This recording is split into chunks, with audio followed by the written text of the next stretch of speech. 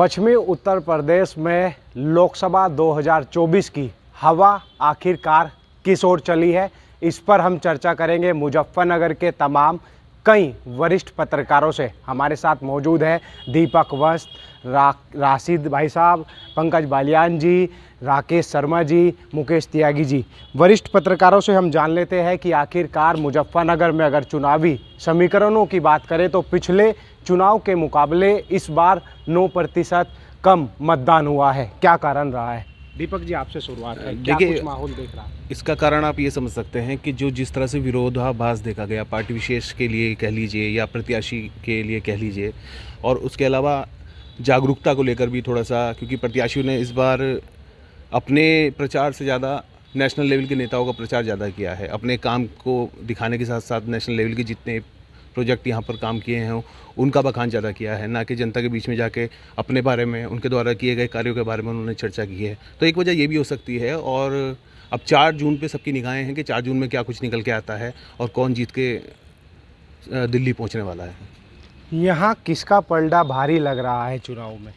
देखिए, ये तो 4 जून को ही पता चलेगा कि पलड़ा किसका भारी है ऑलमोस्ट। लेकिन चूँकि मतदान प्रतिशत कम रहा है तो काफ़ी चीज़ें जो हैं क्लैश हो रही हैं पिछली बार के मुकाबले। और जो इस बार जो एक कारण मुझे नज़र आया, जो भाजपा का जो वोटर था, ख़ास तौर से जो भाजपा प्रभावित वोटर था, उसमें ज़्यादा जोश नज़र नहीं आया। 2019 का इलेक्शन हो या 2014 का जो लोकसभा का इलेक्शन रहा, उसमें क्या था कि वोटर्स को निकालने वाले लोग लगे रहते थे। वो ख़ास तौर से या तो समझ लीजिए भाजपा का कैडर था या जिसे हम आरएसएस को कहते हैं कि उनके कार्यकर्ता थे।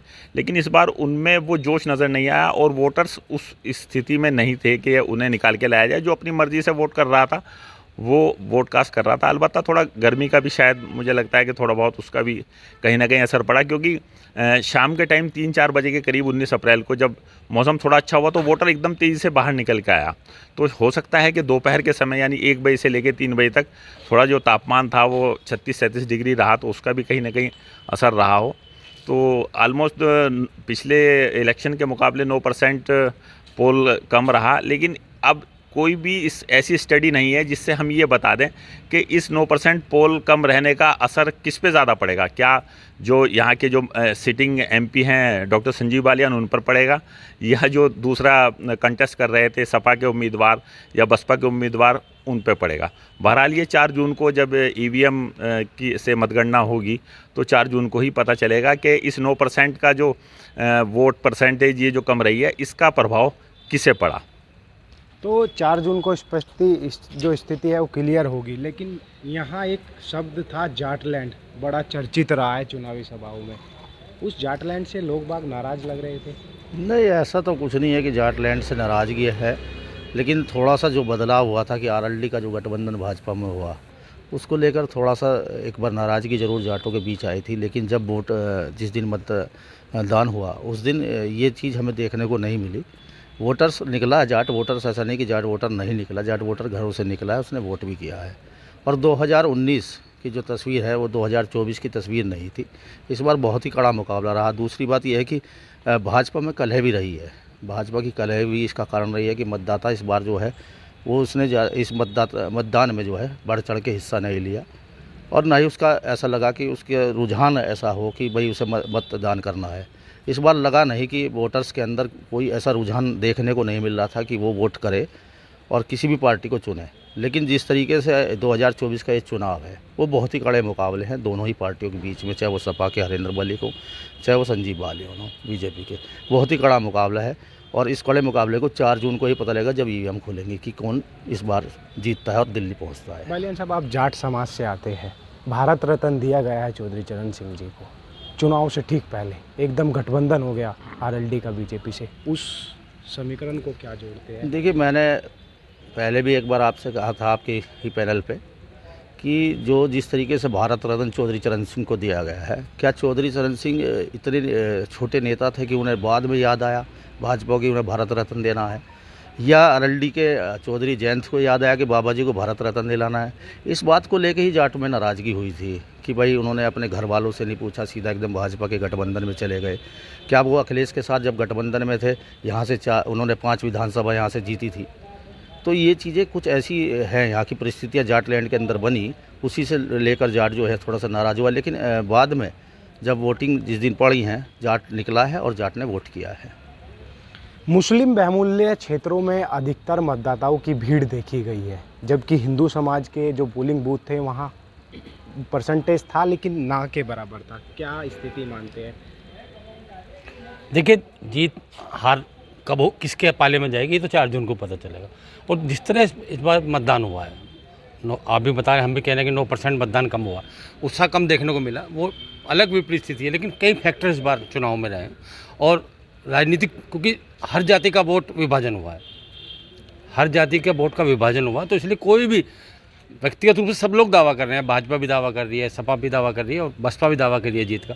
लेकिन हकीकत ये है कि इस तरह मतों का विभाजन हुआ है, कुछ भी कहना मुमकिन नहीं है कि जीत किस पाले में चले जाए, भाजपा में चले जाए या सपा में चले जाए, ये तो 4 जून को पता चलेगा। लेकिन एक बात जरूर है कि मुजफ्फरनगर लोकसभा इस बार नया इतिहास रचने जा रहा है। क्या लोकसभा 2024 के चुनाव में भाईचारा देखा गया? नहीं, भाईचारा तो मुजफ्फरनगर, देखो 2013 के दंगे के बाद जो थोड़ा वैचारिक मतभेद आया था, वो अब वो खाई जो है पट चुकी है। अब वो स्थिति नहीं है पहले वाली। 2013 के बाद 14 का चुनाव हुआ, 19 में भाजपा जीती, लेकिन 2024 का चुनाव जो है वो बिल्कुल विकास के मुद्दे पर हुआ है। भाजपा ने भी ये मुद्दा, संजीव बालियान ने यही मुद्दा उठाया कि हमने इतना विकास किया है 10 साल में। उधर विपक्ष ने विकास को लेकर सवाल उठाए हैं।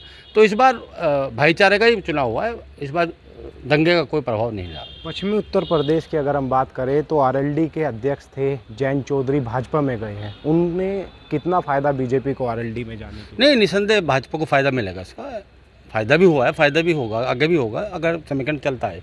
लेकिन इस बार क्योंकि ये जो इलाका है, इसमें एक जो पिछड़ा इलाका है, उसमें थोड़ा इस बात को लेकर नाराज़गी जरूर थी कि एक समाज को ज़्यादा प्राथमिकता दी जा रही है, तो इसका असर भी चुनाव में देखने को मिला है। चुनाव में हर तरह के समीकरण देखे गए, लेकिन ज़मीनी मुद्दों की अगर हम बात करें तो क्या माहौल देखा जा रहा था? जब देखो, मेरा ये कहना है कि पहले तो आप ये समझिए 2019 की तुलना ना करें इस 2024 के चुनाव की। इस चुनाव में 2-3 चीज़ें बड़ी फैक्टर सामने आए हैं जिसको देखने को मिला और सुनने को मिला। सबसे बड़ा फैक्टर है कि इस बार चुनाव में कोई ऐसा मुद्दा नहीं था। हालांकि राम जन्मभूमि को बीजेपी ने मुद्दा बनाने का प्रयास किया, लेकिन जनता में वो दिखाई नहीं दिया। सेकेंडरी सबसे बड़ी बात यह है कि इस बार मतों का विभाजन होने का कारण सबसे बड़ी बसपा है। बसपा ने जो इस बार टिकट दिए हैं, वो सारे टिकट इस हिसाब से दिए हैं जो बीजेपी को डैमेज कर रहे हैं। कारण ये है कि जातियों में हम बट गए हैं। त्यागी अपने त्यागी को वोट दे रहा है, कश्यप को दे रहा है, प्रजापति को दे रहा है, सैनिक। ये बीजेपी का वोट बैंक था जो विभाजित हो गया है। अगर हम देखें इस 2024 में जब 16 अप्रैल को यहाँ मतदान हुआ था, तो छोटे छोटे टुकड़ों में हम बट गए, जिसका नुकसान बीजेपी को हो सकता है। लेकिन इस चुनाव में सबसे बड़ी अहम बात यह है कि सब लोग साइलेंट रहे हैं, खुल के कोई नहीं बोला, एक समाज को छोड़ के। बाकी किसी ने खुल के ये नहीं कहा कि मैंने बीजेपी को दी है या मैंने बसपा को दी है या सपा को दी है। ये जो विभाजन हुआ है, ये विभाजन एक खतरे की घंटी है। और जब देश और समाज की बात आती है, जब देश को जोड़ने की बात है, तो फिर हमें जाति में नहीं बंटना चाहिए। हमें देश हित में सोचना चाहिए और देश हित की बात करनी चाहिए। वर्तमान में 4 जून को क्या होगा, ऊँट किस करवट बैठेगा, ये अलग बात है।